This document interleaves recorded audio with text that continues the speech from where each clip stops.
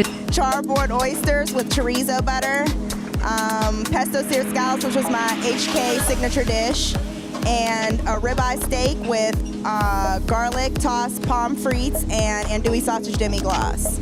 We also had some wontons with jerk chicken and a vegetarian selection. And you got a good team. You like the team here? Yeah, they're great. They're the best team I've worked with. I want to say thank you so much for your love and support coming out to eat. I hope you enjoyed it. Ces gens-là du Food Network puis de Hell's Kitchen. Jack, es-tu en train de me dire que vous êtes en pourparlers pour... I'm gonna put pomegranates in all of these. Okay.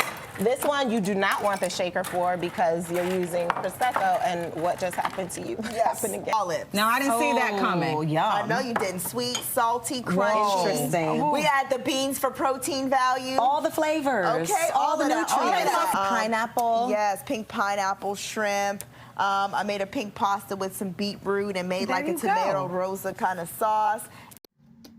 Hey guys, welcome back to my YouTube channel here. It's me here, Comrade Lavender here, and today I'm back with another anti-capitalism true crime deep dive YouTube video topic. Today I want to do the topic of pure evil, the culinary food industry files, part 2. I have a part 1 video, this is part 2, deep dive, capitalism, human trafficking, drug addiction, exotic, foods made of like endangered animals, true crime, etc. So let's get started in this YouTube video topic.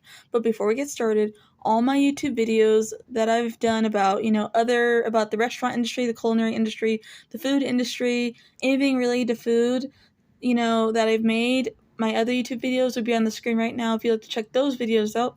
So let's get started on this YouTube video topic. In recent years, the culinary industry has seen a huge increase in the popularity and public attention. Celebrity chefs, cooking reality TV shows, and gourmet dining experiences have caught our attention and taste buds. However, deeper challenges that are typically neglected lurk behind the glossy veneer and mouthwatering cuisines. We sell conch fritters, and we have spicy conch chowder. It's what's on the menu at many restaurants in South Florida, including the Waterway Cafe in Palm Beach Gardens. Walking in, fritter, twice. We sell a ton of conch fritters. People really enjoy them. We serve them with a key lime mustard. But an environmental group is pushing for the popular seafood to disappear from lunch and dinner plates. Wild Earth Guardians has petitioned the National Marine Fishery Service to put queen conch on the endangered or protected species list. They say the species habitat is being destroyed and overfished commercially despite current regulations that are in place. Restaurant managers say an endangered list would force them to take it off the menu. I think it would seriously impact the seafood industry, the restaurant business, definitely here in Florida and especially in the Bahamas. I know conch is a staple pretty much in the Bahamas. Harvesting conch in Florida waters is against the law. It has been for years. We get a lot of it from the Bahamas. A federal protection order would prohibit seafood distributors from importing it here. Any regulations would affect our business. Does money buy you class? No. This is the opposite of class. Have you heard about the Tuna Fight Club? Whether it's in Dubai, Miami, London, Moscow, there is a new trend where people gather, where people listen to DJ, where people drink champagne, and then those people, they bring a massive tuna, a massive dead tuna in the middle of the room. And you know what they do? They carve into the tuna, take a spoon, and they eat the flesh out of the tuna bone. And this is a new crave, a new trend that attracts a lot of attention. And I've read about it in a very serious newspaper about it in the New York Times. And the New York Times thought that was something amazing happening around the world. People gathering together around the dead corpse, and having fun and socializing, having the New York Times reporting it, having the New York Times not even wondering whether it's ethical, seriously. This exact species was one of the most endangered species in the world. We were asked not to touch them. And then suddenly, when there are a little bit more swimming in the sea, we go and grab them. The films The Menu and Hunger, both released in 2022, take a critical look at the controversial world and shine a light on the issues that it faces today. The Menu, the film, is centered on a high-end restaurant that provides one-of-a-kind eating experiences, a cuisine including unusual and endangered species. The video is a harsh condemnation of the culinary world's fixation with innovation and extravagance over ethical issues. It reveals the shadowy underbelly world of a culture that values business and innovation and capitalism profits over sustainability and compassion. The film skillfully tackles the ethical concerns of serving endangered species, emphasizing the gap between our demand for great gastronomic experiences and the disastrous consequences for biodiversity and conservation efforts. The menu compels us to question the culinary world's moral bounds and confront the reality that our thirst for the culinary adventure might have far-reaching ecological effects. Hákarl is a traditional Icelandic dish made from Greenland shark, which is fermented and dried to neutralize its natural toxins. The shark is buried in gravelly sand for 6 to 12 weeks to ferment, then hung to dry for several months. The result is a food with a strong, fishy flavor and a pronounced ammonia smell, often considered a test of bravery for tourists. It is typically served in small pieces and accompanied by brennivin, a traditional Icelandic schnapps. Hákarl holds cultural significance, especially during midwinter festivals like Thorrablot. Once while this person was in Iceland, for example, their tour group wanted to taste hákarl, the iconic national dish of Greenland that happens to be made, of Iceland that happens to be made from Greenland shark vulnerable to overfishing. And then there was an incident in Xi'an when they spotted tourists at the wet market haggling over a critically endangered Chinese giant salamander, a living fossil that can sell for more than $1,500 a piece to so-called gourmets. For some, a menu alone dictates what should and should not be eaten. The reality is that plenty of otherwise reputable establishments openly serve threatened species and animals, including the pangolin, the world's most trafficked mammal in the wildlife trade, and tiger. Sometimes the protein will be vaguely labeled, such as Grenada, where endangered leatherback and green sea turtles occasionally appear on menus as wild meat, so tourists are unaware of what they're actually eating. Veterinarian says snake challenge on the Amazing Race Canada was animal cruelty and animal abuse. Dr. Teresa Bassequit, a small and exotic animal vet in Sherwood Park outside of Edmonton, says while she's a fan of the series and the show The Amazing Race, she believes the segment where the live snakes had their gallbladders removed was inhumane. I always emphasize to people that the snakes still feel pain, they still need humane treatment, and they're still animals. Just because it's a snake, it doesn't mean it's not a thinking, feeling creature that doesn't deserve respect. It still does deserve respect. I felt that the only way they could justify what they're doing is to say, oh, it's only a snake. They would never in a million years, whether it was part of a culture or not, have done this with a puppy or a cat or anything else that is cute and fluffy. Competitors had to make their way to the Xi'an lamb restaurant on Hiller Street in Hong Kong, China. Once at the eatery, which has been in operation for more than a century, the restaurant's snake master made a slit in a live snake's abdomen and then extracted the animal's gallbladder. He then expressed the bile from the organ, and the one member of each team had to drink the liquid before drowning in a bowl of snake soup. This was repeated for each of the 9 teams in the running. In a statement, CTV says in the planning of the challenge, producers at Insight Productions, which makes the series, confirmed that the snakes in question would then be cooked in the restaurant as a local practice. She questions why, with all the options available to it, the Amazing Race Canada chose to feature a challenge involving live animals. She says she wouldn't have had an issue if the snakes had already been killed first, before the bile was extracted, and then the meat used for the soup. Whales help fight climate change, yet Japan sells their meat from vending machines. In 1962, whale was the second most popular meat consumed in Japan, with 233,000 tons sold each year. It became a common source of protein after food shortages during and following the Second World War. Today, its popularity has dwindled to so much that 95% of the population rarely eat whale at all. The lack of demand means that 1,000 tons sold each year ends up in dog food. But despite this, the Japanese government, which subsidized the industry with over 5 billion yen, nearly $40 million in 2020, wants to boost whale meat eating consumption. Past efforts include putting meat into school lunches, promotion of whale meat recipes, a website listing the restaurants which sell it. Now in another bizarre attempt to encourage more Japanese to eat more meat, whale meat, vending machines are actually there selling products, frozen whale meat, sets of canned cooked whale meat. Japan insisted Friday it no longer hurts endangered sea whales in international waters, but faced accusations of still violating a wildlife treaty by allowing commercialization of whale meat from past catches.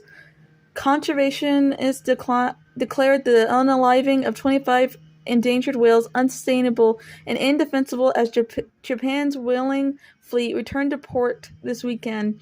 Japan retail giant Riken is exposed today as the world's largest, biggest online marketplace for elephant ivory and whale meat products. Is shark finning and shark fin soup, and why is it a problem in the seafood industry? First off, this gluttonous broth is a traditional Chinese dish dating back more than 1,000 years. Once a rare delicacy, it played an important role as an indicator of social standing. These fibers take on a consistency similar to noodles, but they have virtually no taste or nutritional value, so chicken stock or something similar is added to improve the flavor. In the past 20 years or so, the demand for shark fin soup has skyrocketed. It is still associated with privilege and social rank. A bowl of soup can cost upwards of $100, but the explosive growth in the Chinese economy means that hundreds of millions of people cannot afford this luxury. Many consider it a delicacy at important events such as weddings, birthdays, business banquets, and during the Chinese New Year celebrations. Shark fin soup is also popular in traditional Chinese medicine.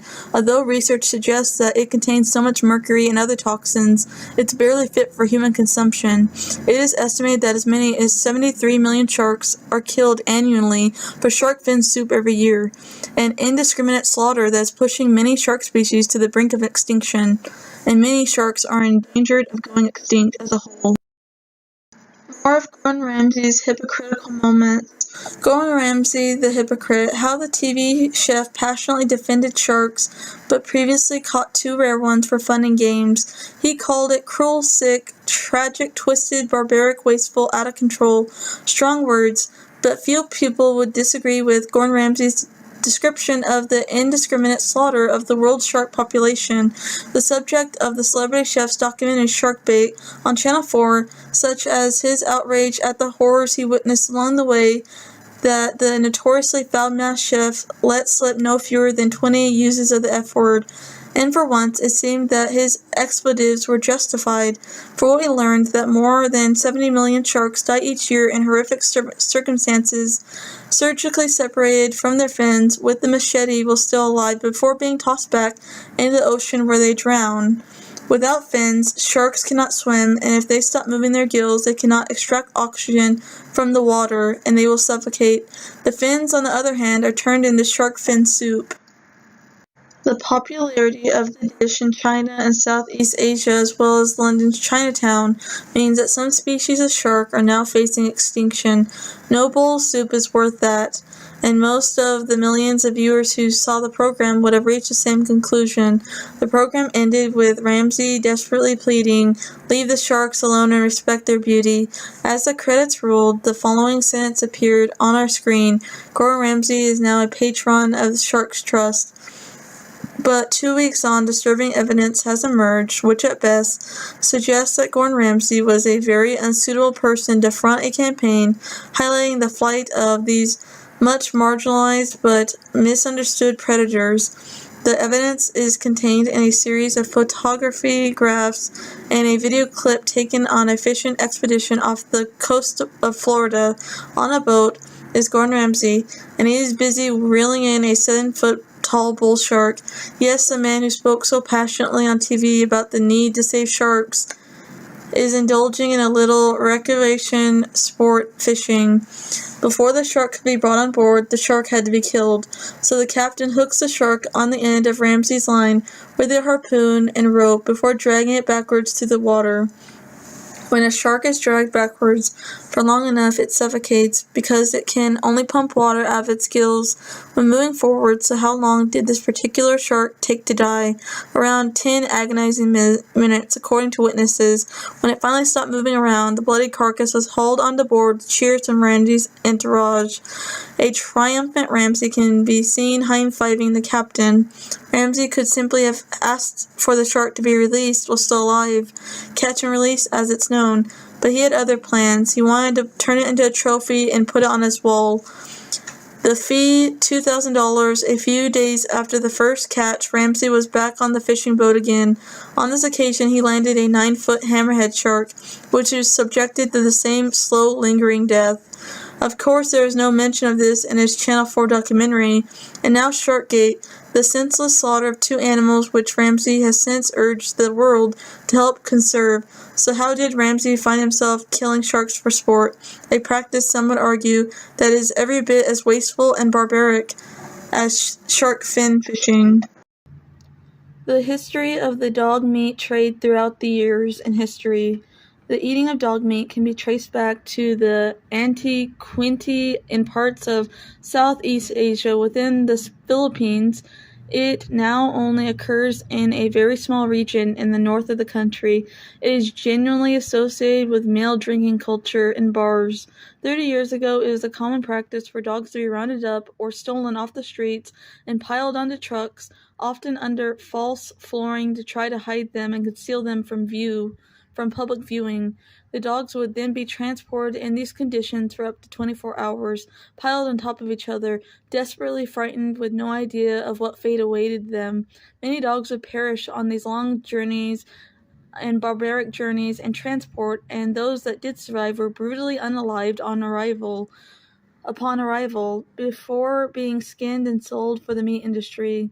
At the height of its trade, it was believed that up to 500,000 dogs were being unalived every year in the Philippines.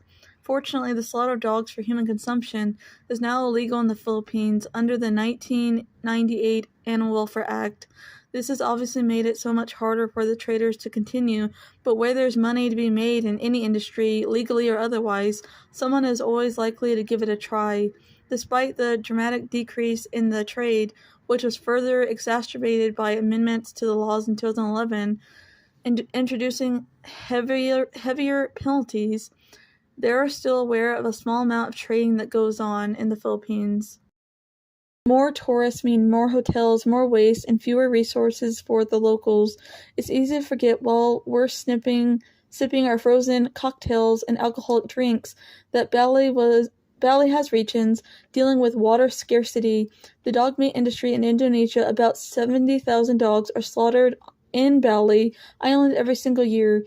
The Bali Animal Welfare Association estimates the industry is entirely unregulated because unaliving dogs for food is legal in Indonesia.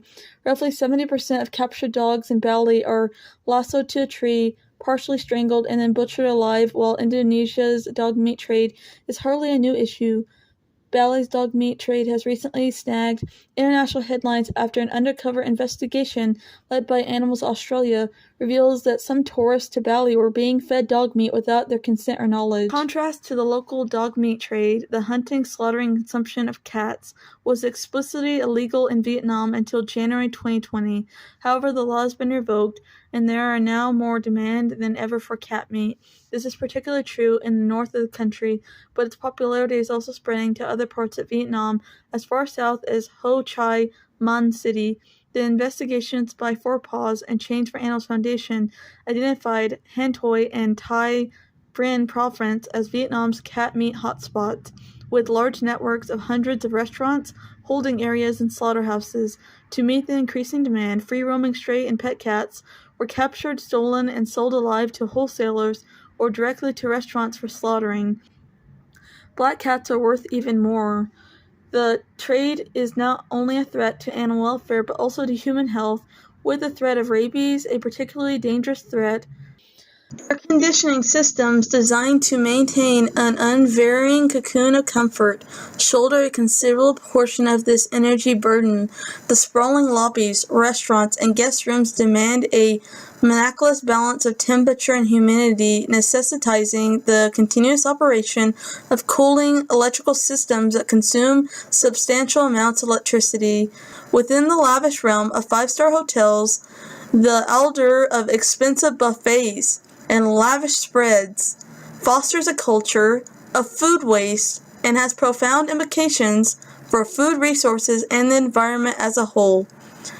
It contributes to staggering rates of uneaten food, and we all know how bad food waste is. There's a lot of dark, shady things that go down in that industry, in the food, culinary, and restaurant industry.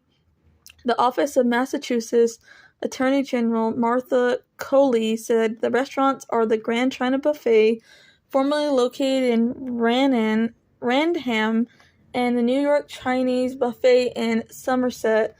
Also cited were Extu Ying Yu, president of the Grand China Buffet, and the restaurant's manager Cassidy Liu, in connection with the New York Chinese Buffet.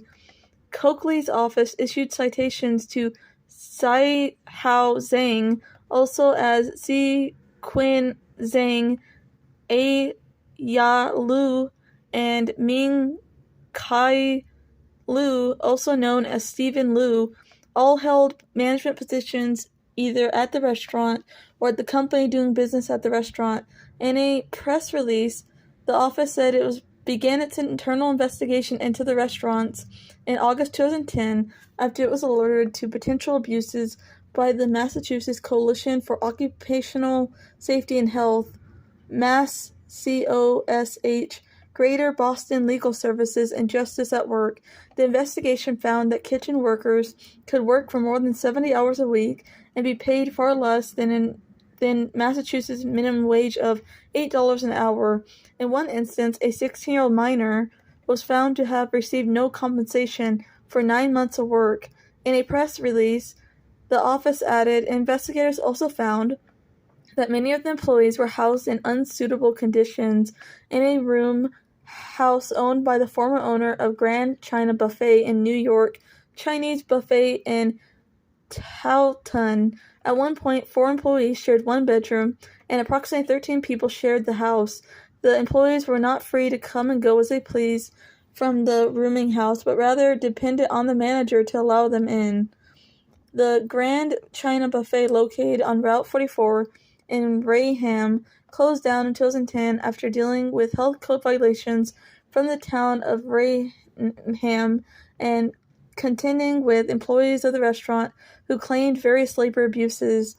Health agents said the town didn't force the establishment to close, explaining that the restaurant fixed the problems identified by the health department. The Grand China Buffet was located at 59 New State Highway. The property has since been taken over by new management, who have rebranded the restaurant as the Hibachi Sushi Buffet. John Zhang, son of Shai Hao Zhang, answered questions about the accusations on behalf of the restaurant and said that the findings must be a big misunderstanding.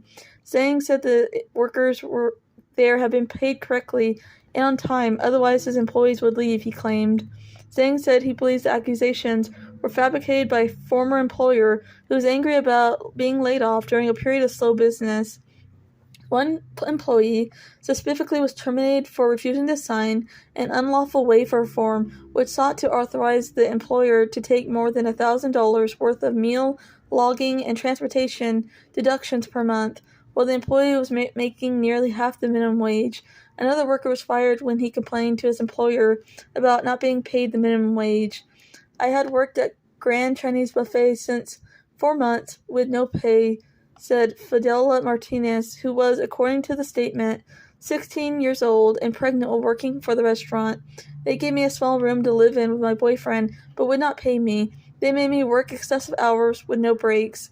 Tonya Green, a teen per leader for the Mass COSH Young Worker Safety Program, says Martinez's case was a reminder that child labor abuse remains a problem. Another former employee of Grand China Buffet said he feels that letting people know about these problems is a responsibility. We feel extremely happy that finally, after a year, we are seeing justice, said a former Grand China Buffet employee, Philip Marcino. We feel it is our responsibility to educate the other workers about their health and safety as well as their wage and hour rights. What we went through is absolutely inhumane, and all the workers must be treated with dignity and respect.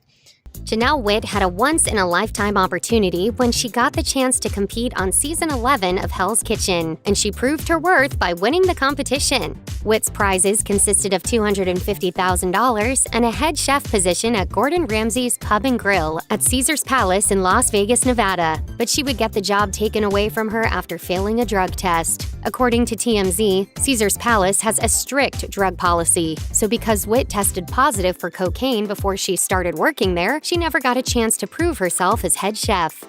Hunger, the film, depicts cooks who sacrifice personal relationships, mental health, and even their own happiness in order to gain culinary glory and fame. Toxic kitchen culture fosters a drug abuse for chefs and cooks. Someone who worked in the culinary field, they also understood that while working not 100% healthy was normal and expected. What surprised them was the magnitude of the injury had little effect on the exploitation that management had planned to further overwork their already short staff instead of hiring more to cover their newly opened second location restaurant. They understood that in the situation was preposterously normal and that this industry, it was an eye-opening look to see the exploitation disguised as opportunity. The staff were kept small because anyone not dedicated enough wasn't welcome, and there was a better chance of climbing to the job ladder if you stuck around and sucked it up through. It became very apparent that the better paying positions were harder to hold, and with less people working, and more likely it became that you can get those positions.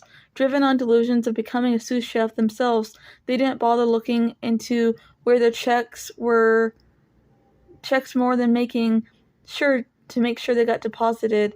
Thankfully, they were in a place in their life where they knew between them and their way they could make ends meet. They were putting in this work to try to learn and advance, while in the industry focusing less on the money. That said, they figured their checks should have been large considering the 14 to 16 hour days between 3 locations where they were pulling. What overtime was the response they got from 2 of their co-workers during a smoke break a month into the opening of their 3rd location. It was explained to them that only 2 members of the kitchen staff were making overtime besides the head of the sous chef. The 2 cooks only ever worked in the flagship. The double shifts kept them in one location. The chefs and the general manager all made a salary. It turns out that even though the names of these restaurants connected them and some company and staff, they were being paid as employees at different businesses. Call them naive or gullible, but they had been so focused on proving themselves and learning in the industry that they had assumed that they were being compensated fairly for their effort. And drinking and doing hard drugs before and after the job, they realized that they were the only means of coping that some of their co-workers had available. Thinking back on these times is a blur, they said, and life was a hustle and bustle of the restaurant industry. Smoking, drinking, drugs, and drama were ways for their co-workers to deal with their situations, because in many cases, that's all they had outside of the never-ending work, which they weren't even being properly compensated for. In their experience in the food world, in the culinary world, is that people work in out of necessity or because they love it, no matter which camp they belong to. Most of them need to supplement their income by taking another job and acquiring more shifts. Many will lack time and resources to handle the stresses of the food industry and will find themselves falling into the after-mentioned habits we are taught to abhor from a young age. Until people can work these jobs and feed their families without overworking, we will continue to see soaring suicide and substance abuse rates in the industry.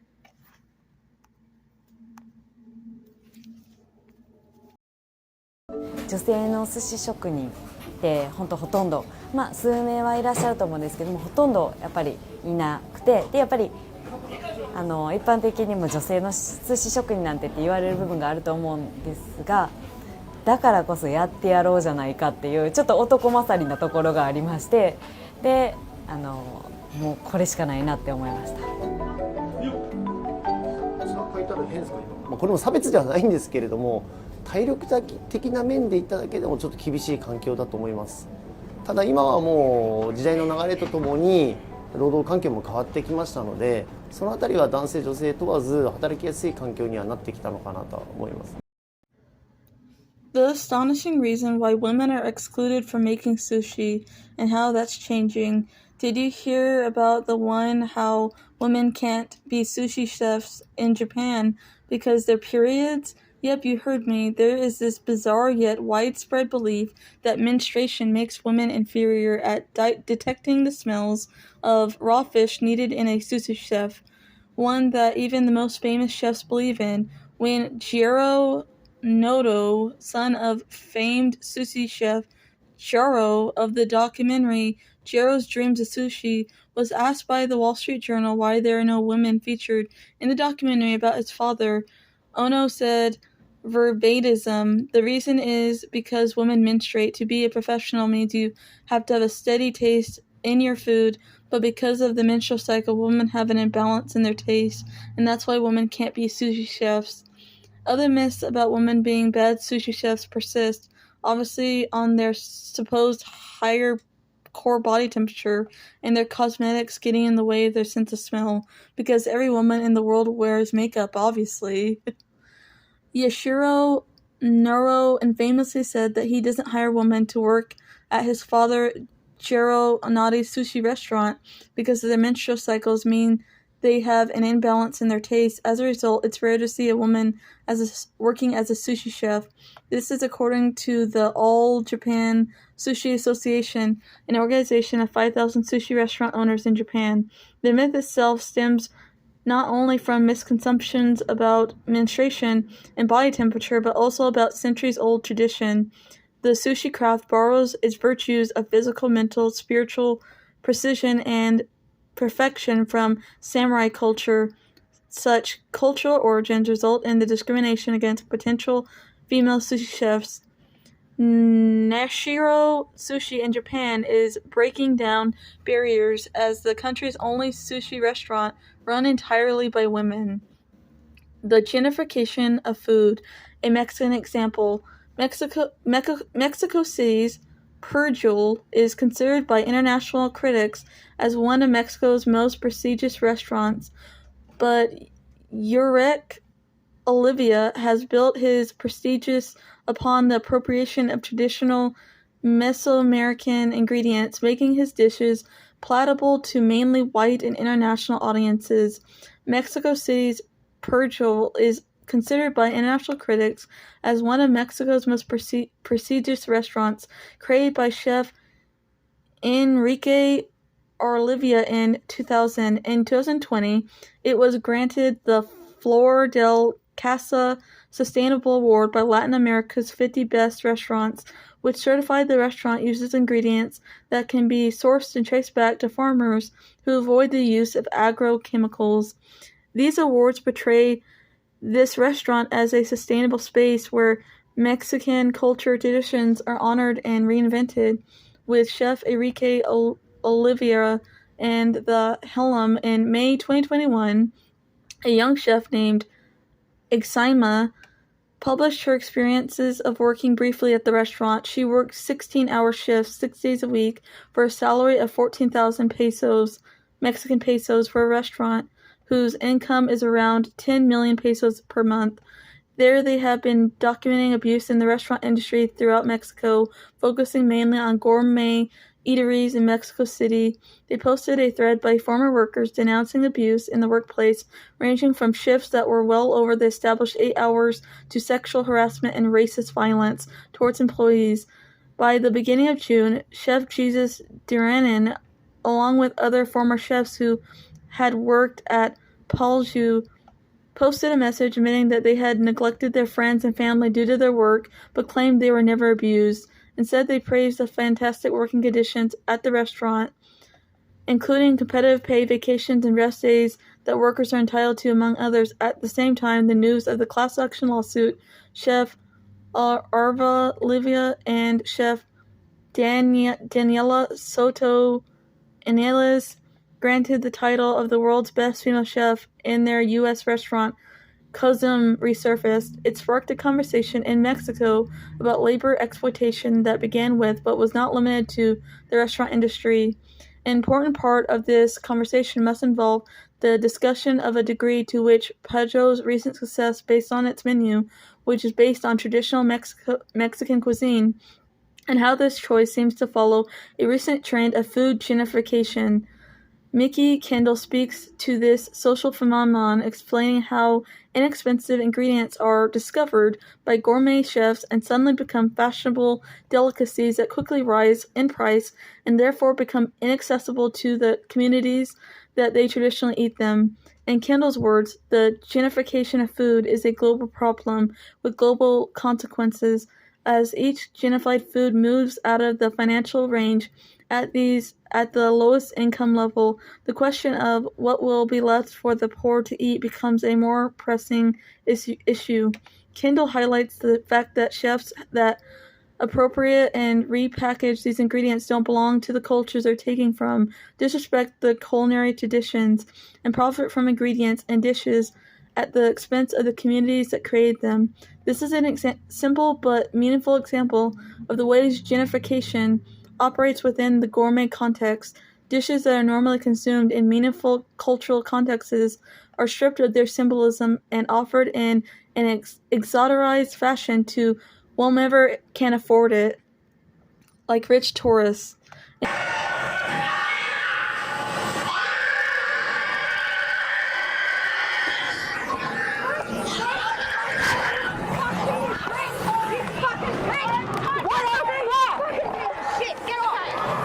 Because it's my moral obligation to speak up for non-human people who are being subjected to rape, enslavement, torture, abuse and murder. And I knew in that moment if that door was closing, my message wouldn't be, given to the people in the inside, and there were still activists in there. And no doubt they're probably going to be coming after us again for a liquor barring notice as well, which legal experts have confirmed is a complete misuse and abuse of the law. And yeah, I've had 3 liquor barring notices in the past because of my disruptive protests as well. So a chef who banned all vegans from his restaurant and is suing me as a result of doing a protest in response has now 2 years later posted an image of himself holding a knife saying Tash Peterson fucked with the wrong guy. This is the same man who's done a photo shoot holding dead piglets, cradling them like babies, making a complete mockery of their murder. And because I'm currently bankrupt, he's told the media I am the vulture circling above, meaning he's watching and waiting to see if there's any money to take from me. This just shows how threatened people are by the truth. In June 2023, narcissist celebrity chef John Mountain announced a ban on all vegans at his restaurant Fire, located in Perth, Australia. He expressed his frustration with vegans and stated his decision was absolutely done with vegans, all because a vegan gave his restaurant a bad review and because he's a narcissist. He cannot handle any criticism whatsoever from it. It's hilarious this guy has the audacity to talk about mental health. Years ago, I had protesters outside of my restaurant, but now I thank them for it. So back in the day, we were just rolling our usual restaurant, just serving our delicious French classical food, foie gras, beef, lobster, you name them, they were all on my menus. But one day, I had people outside my door, people chanting, Gautier, stop using foie gras. It was many people every Tuesday night outside my restaurant chanting and asking a customer going in to stop using my restaurant because I was serving foie gras. And I could have just ignored them. I could have said, well, look, let me deal with my life and let me deal with my restaurant. I need to pay my bills. I need to pay my staff. I need to carry on doing what I'm doing. But I had a chance to talk to someone there and had a long conversation. And I was told the life, the torment, the torture, and the killing of those ducks and geese, just for me to be able to serve foie gras in my restaurant. And then I went home. The following day I came back to the restaurant and all my chefs and waiters were telling me, oh, have you convinced them to leave us alone? But I had to tell them, the protesters were right. Tell me, why is French cuisine so cruel? Well, I can tell you why. Because French haute cuisine was created as a symbol of human dominance over nature. And the French understood that it was a way for them to rule the world while introducing their delicious dishes based around the control of animals and nature. If you were at the Louis XIV's Le Roi Soleil, you will have been served with some huge frogs, filled with champagne, ducks inside of a massive chicken, roast together and carved in a dining room in front of the king, who will say, oh my gosh, this is France, this is a control. We are on the top of nature, we are top of the world, we control everything. But it is still happening today. For example, you have chefs who sew chicken with duck and roast it together. I mean, how Frankenstein is that? That's really scary. So what happened with the customer was that Mr. Mountain had agreed to accommodate her request, but had forgotten to tell his sous chef that was in charge about the special order ahead of the woman arriving. The customer was plated up to, it cost $32 for a bowl of vegetables, later taken to private messages to air her grievances with the restaurant owner. My only option was the vegetable dish. It was okay, but not that fulfilling, and I was shocked to see it was priced at $32, the complaint told the fine dining restaurant in her message. I think it's incredibly important nowadays that restaurants can accommodate everyone, and not to be able to have actual plant-based meals shows your shortcomings as a chef. She told no lies, and the chef's ego could not handle it, and could not handle the truth, so he banned vegans, citing mental health reasons, which is total clownery. This decision sparked significant controversy and was widely reported in the media. This chef has tried to paint himself as a victim of vegans when he has posted, a photo shoot with a dead piglet like a serial killer, which is a tasteless move. Animal rights activist Tash Peterson claims she was assaulted at the protest at this restaurant. Tash Peterson has taken to social media to share her win after a court ruled there was insignificant grounds to grant a violence restraining order being sought by the restaurant owner, John Mountain. Gordon Ramsay getting sued by former Fat Cow employees. Millionaire celebrity chef and restaurateur Gordon Ramsay, the Michelin star restaurateur, had some trouble on his hands. Former employees Jennifer, Monique, Andrea, and Lauren have filed a class action lawsuit against Gordon Ramsay, saying that he violated several workers' rights laws at his restaurant, the Fat Cow, at the Grove. Before all this happened, in 2012, he opened this restaurant in LA called the Fat Cow. His PR team, rather unconvincingly, tried to deny that it was an insult, saying the cow is something we all eat at the time, but we don't appreciate. So the title of his restaurant is just a nod to that. He was getting backlash for fat-shaming comments he made on Hell's Kitchen show when his daughter Tilly got body-shamed by a radio host, showcasing Gordon Ramsay being a total hypocrite. The employees at his gastropub claimed they were overworked and undercompensated. They were forced to work through their meal and rest periods without paying compensation for missed meal and rest breaks.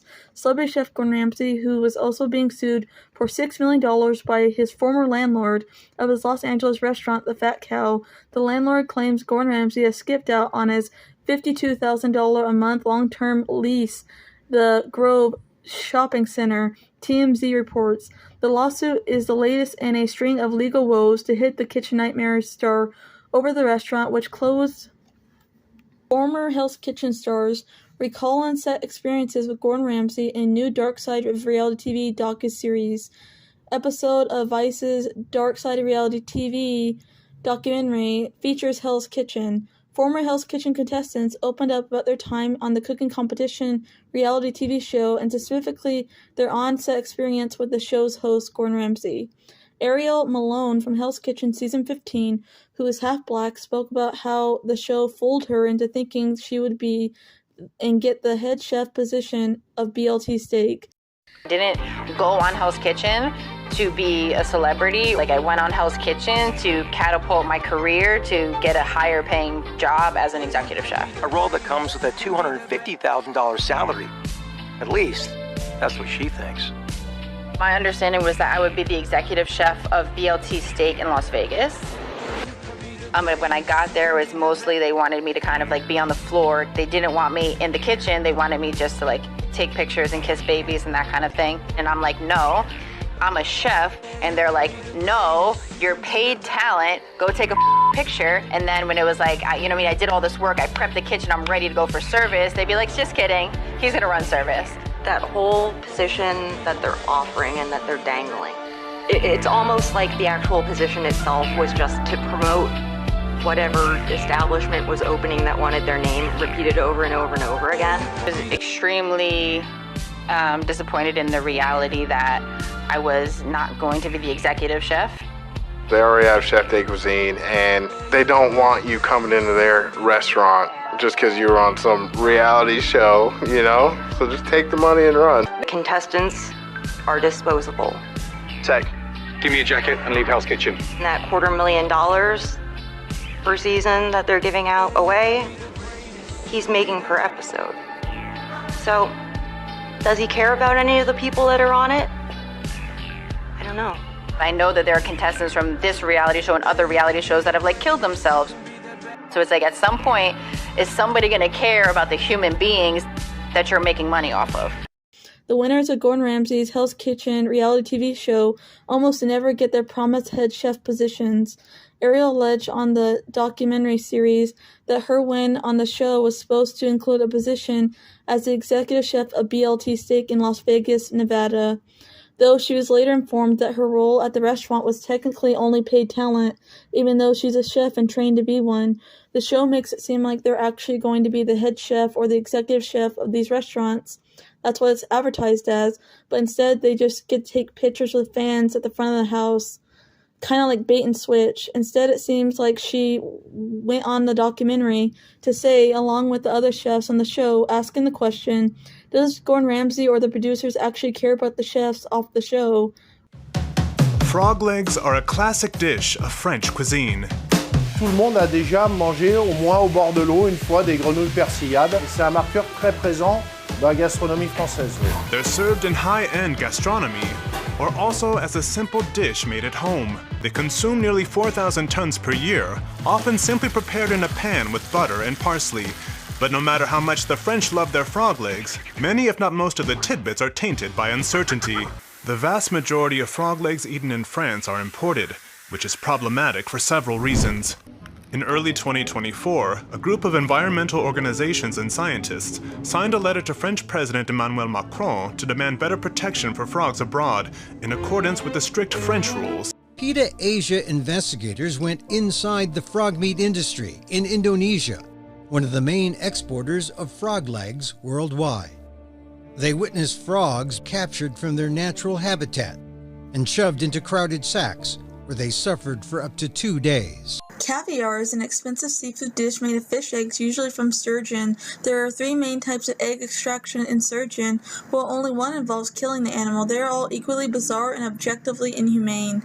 Much like performing a C-section on a human, a small cut is made in the female sturgeon, then her eggs are surgically removed from her body.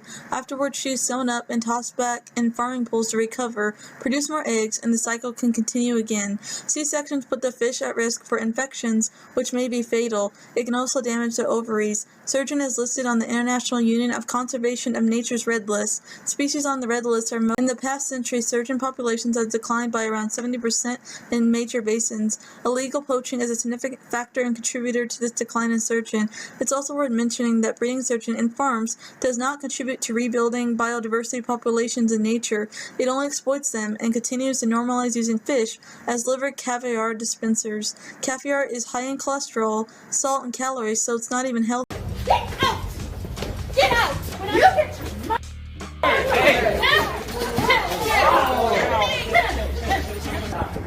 I was assaulted and I have a whole crowd. You They both have been accused of racism, sexism. I was shocked. I was I couldn't believe it. Johnson was fired in 2013 and had worked there for about a year when she wanted to change up her look, but she says her boss wasn't feeling it. The manager at the time literally said you can't have blonde because black people don't have blonde hair. Johnson says waitresses of other races changed their hair and didn't hear about it from management. Ranging from bright fire into red to black and blonde streaks, so I was kind of confused on why my hair was an issue. An arbitrator ruled her firing was illegal and cited racial discrimination. Hooters, however, is criticizing the decision, saying on their website, Ms. Johnson's claims of discrimination are simply without merit, and Hooters received an adverse and flawed decision. Even so, Johnson was awarded $250,000 for lost wages and legal fees. The customer is always right slogan is wrong and very dangerous. Workers do not deserve and have to put up with bullshit from unhinged Karen and customers. On January 2019, a 16-year-old employee teen was working at the drive-thru McDonald's in Camden, South Carolina, when a customer drove up to her window, began an argument, and threw scolding hot coffee in her face. A customer complained about waiting too long for an order of large McDonald's fries. That same month in Phoenix, Arizona, a customer threatened a McDonald's employee with a shotgun when he did not receive hot sauce with his order. There also was an incident of a guy when he tried to get his pizza from a different, a pizza place. He pulled out a gun. And in St. Peters, Florida, another McDonald's customer was charged with battery after reaching over the counter and grabbing an employee by her shirt because there was no straws at the condiment section. In another incident, an Asian woman threw a metal tray and a milkshake at a McDonald's manager's face for not letting her get a free soda at the soda machine. Again, in January, this time in Omaha, Nebraska, McDonald's, workers faced a gunman who demanded they turn over the store's cash in the cash register. The cycle continues with other fast food restaurants as well, not only McDonald's. These narratives are indicative of a pattern of violence that occurs in their workplaces on a routine basis, from belligerent customers irate over missing ketchup, a messed up order, a messed up burger, etc. In the last 3 years alone, the media has covered more than 700 incidents of workplace violence at McDonald's stores all across the United States. Yet, as shown below, the incidents covered by the media are only a small fraction of the total number of violent crimes that occur at McDonald's stores regularly each year. More Americans are ordering takeout these days as restaurants limit dine-in service during the coronavirus pandemic. That means more customers and restaurants are relying on food delivery apps. And the drivers and couriers are underpaid gig labor. And the App Store took off. These capitalist companies are good at what they do, as they have built their whole entire brand on capitalism exploitation, preying on the working class, and stealing the fruits of their labor. When you look at the Become a Driver sections of these big three, Uber Eats, DoorDash, and Grubhub in particular websites, you'll find basic recruiting practices of any large manipulative capitalism company. A quick search will find that these sites are eerily similar to that of the U.S. Imperialist Army's recruitment homepage. It all makes sense. All these evil industries need some way to entice new victims, aka victims, to fund their greedy ventures. And this practice, and their greedy ventures, their greedy agenda, and this practice has proven most efficient. They're just looking for an opportunity to expand, this narrative. Life under capitalism is hard, brutal, and misery persists. The psychopathic capitalist companies, they know the utter desperation, the unfortunate need for the currency that guides every aspect of our lives, and they knowingly take advantage of this. They step on motherfuckers to get to the very top.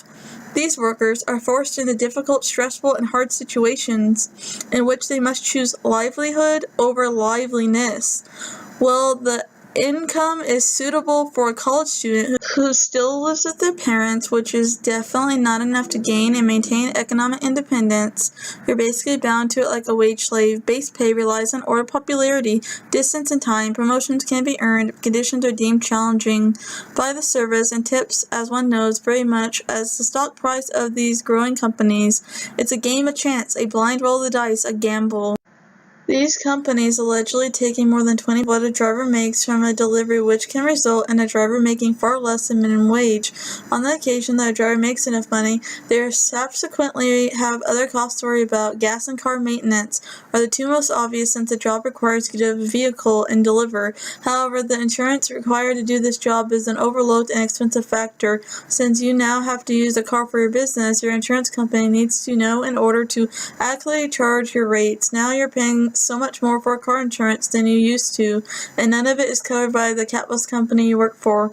If you didn't choose to cover your car appropriately, the potential risks and accidents you'll face only prove much more detrimental to your bank account.